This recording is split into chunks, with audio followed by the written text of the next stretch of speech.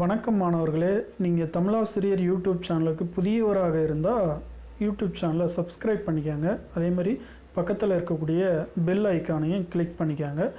இன்றைய காணொலியில் நம்ம 12ஆம் வகுப்பு மாதிரி வினாத்தாள் 1 நம்ம பார்க்க போகிறோம். தேர்வுக்குரிய நேரம் 2.5 மணி நேரம். மதிப்பெண்கள் 90 மதிப்பெண்களுக்கு இருக்கும் உங்களுக்கு தேர்வு.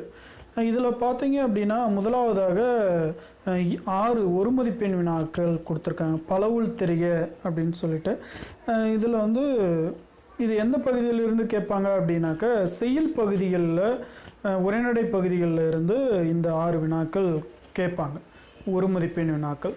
அடுத்ததாக பார்த்தீங்கன்னா ஒரு 8 ஒரு மதிப்பெண் வினாக்கள் கொடுத்துருக்காங்க. இந்த 8 ஒரு மதிப்பெண் வினாக்கள் இலக்கண பகுதிகளில் இருந்து செய்யுள், அதாவது மொழிப்பயிற்சி பகுதிகளில் இருந்து இந்த 8 வினாக்கள் கேட்பாங்க. ஆக மொத்தம் ஒரு மதிப்பெண் வினாக்கள் சரியான விடை 14 ஒரு மதிப்பெண் வினாக்கள் இருக்கின்றது. எக்காரணத்தை கொண்டும் இந்த 14 ஒரு மதிப்பெண் வினாக்கள் தவறு வரக்கூடாது. இதில் நீங்கள் ஒன்று தவறாக எழுதுனா கூட உங்களுக்கு ஒரு மதிப்பெண் வினாக்கள் முழுமையாக ஒரு மதிப்பெண் போயிடும். அப்போ மொத்த மதிப்பெண்களில் உங்களுக்கு மதிப்பெண் குறைந்து விடும். அதனால் எக்காரணத்தை கொண்டும் என்ன பண்ணக்கூடாது, மதிப்பெண்கள் குறையக்கூடாது, அதை பார்த்துக்கோங்க. அடுத்ததாக பார்த்தீங்க அப்படின்னாக்கா நமக்கு 3வது ரோமன் லெட்டரில் குருவினா கொடுத்துருக்காங்க. இந்த குருவினாவில் 2 பகுதிகள் இருக்கின்றது. முதலாவது பகுதியில் நம்ம 3 எவையேனும் 3 அணுக்கு விடை தருக அப்படின்னு கொடுத்துருக்காங்க.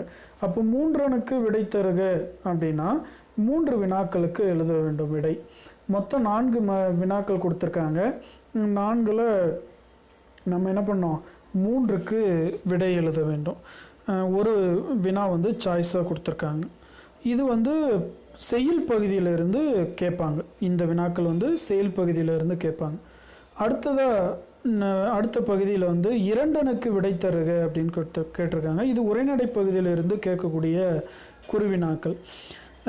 இதுக்கும் ஒரு வினா சாய்ஸ் இருக்குது. 2 வினாக்கள் நம்ம எழுத வேண்டும். அடுத்தது 3வது பார்த்தீங்கன்னா ரோமன் லெட்டர் 4 கொடுத்துருக்காங்க. இந்த பகுதியில் பார்த்தீங்க அப்படின்னாக்க இந்த பகுதியில் மொத்தம் 9 வினாக்கள் நமக்கு கொடுத்துருக்காங்க. இதில் எவையேனும் 7 அணுக்கு விடை தருக அப்படின்ட்டு கொடுத்துருக்காங்க. இந்த பகுதியில் தான் உங்களுக்கு பகுபத உறுப்பிலக்கணம், புணர்ச்சி, மொழிப்பயிற்சி வினாக்கள், மரபு பிழையை நீக்கி எழுதுக, இந்த மாதிரி வினாக்கள்லாம் இந்த பகுதியில் இடம்பெறும். இதில் ஒவ்வொரு வினாவிற்கும் 2 மதிப்பெண்கள் உண்டு.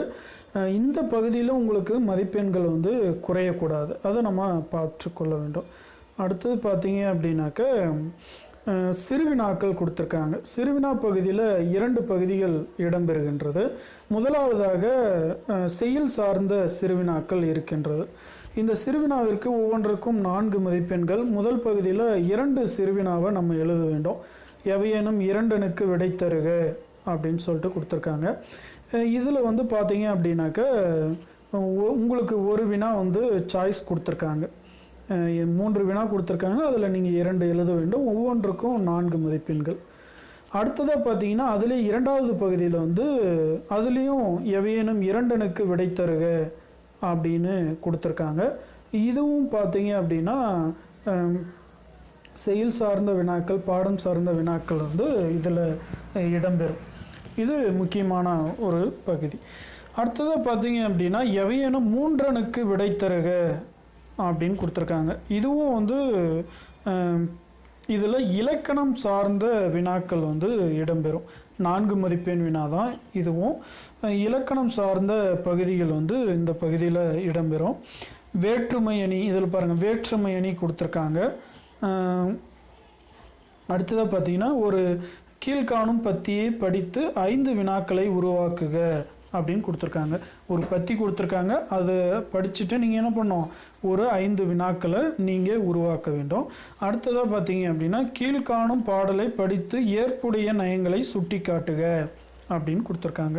அதாவது பாநயம் பாராட்டல், இலக்கிய நயம் பாராட்டுக அப்படின்னு ஒரு வினா இருக்கு இல்லையா, அதுக்கு இலக்கிய நயம் எப்படி எழுதணும்னு சொல்லிட்டு நம்ம ஏற்கனவே ஒரு காணொளி போட்டிருக்கோம். நீங்கள் அது எப்படி எழுதுறதுன்னு தெரியல அப்படின்னா நீங்கள் அந்த காணொலியை பார்க்கலாம். அடுத்ததாக பார்த்தீங்க அப்படின்னாக்க தமிழாக்கம் தருக அப்படின்னு சொல்லிட்டு மொத்தம் 4 வினாக்கள் இந்த பகுதியில் கொடுத்துருக்காங்க. இந்த 4 வினாக்களில் நீங்கள் 3 எழுதுனா போதுமானது. இதில் எளிமையானது பார்த்தீங்க அப்படின்னாக்க வேற்றுமை அணி எளிமையானது தான். அதே மாதிரி கீழ்காணும் பத்தியை படித்து 5 வினாக்களை உருவாக்குக எளிமையாக எழுதிடலாம். பானையமும் எளிமையானது தான். தமிழாக்கம் தருக 4 வினாக்களுமே எளிமையான ஒரு பகுதி தான். இப்போ இலக்கிய நயம் பாராட்டல நயங்கள் ஏதாவது 5 எழுதுனா போதும். 4 மதிப்பெண் வினாவில் தான் கேட்டிருக்காங்க. அப்போ 5 நயங்களை எழுதினால் போதுமானது. இந்த வினாக்கள் முக்கியமான ஒரு பகுதி. இதுலேயும் மதிப்பெண்கள் குறையக்கூடாது. அடுத்தது பார்த்தீங்கன்னா, பின்வரும் வினாக்களுக்கு 2 பக்கங்களுக்கு மிகாமல் விடை தருக அப்படின்ட்டு 6 மதிப்பெண் வினாக்கள் கேட்டிருக்காங்க. இந்த மொத்தம் 2 வினாக்கள் 3 வினாக்கள் எழுத வேண்டும். 3 வினா தான் கொடுத்துருக்காங்க. அந்த 3 வினாக்களையும் நம்ம எழுத வேண்டும். அடுத்ததாக பார்த்தீங்க அப்படின்னா, அடிமாறாமல் செய்யுள் வடிவில் எழுதுக அப்படின்னு சொல்லிட்டு மனப்பாட பகுதி கொடுத்துருக்காங்க. ஒரு செய்யுள், ஒரு திருக்குறள். இப்போ இந்த செய்யுள் பார்த்தீங்க அப்படின்னா செய்யுளுக்கு 4 மதிப்பெண்கள், திருக்குறளுக்கு 2 மதிப்பெண்கள். இதுவும் நல்லா தரவாக படிச்சுக்காங்க. இந்த பகுதியிலும் உங்களுக்கு மதிப்பெண்கள் என்ன பண்ணக்கூடாது, குறையக்கூடாது. இது மாதிரி வினாத்தாள். நீங்கள் இந்த மாதிரி வினாத்தாள் வைத்து உங்களுக்கு நீங்கள் என்ன பண்ணலாம், ஒரு மாடல் எக்ஸாமு எழுதி பார்த்துக்கலாம். எழுதி பாருங்கள்.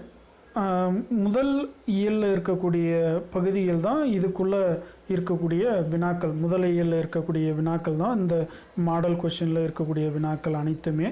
ஒரு முறை முதல் இயலை கொஷின் ஆன்சர் ஃபுல்லாக படிச்சுட்டு அதுக்கப்புறம் நீங்கள் என்ன பண்ணுங்கள், இந்த தேர்வு எழுதுனீங்க அப்படின்னா உங்களுக்கு உபயோகமாக இருக்கும் அப்படின்னு நாங்கள் நம்புகிறோம்.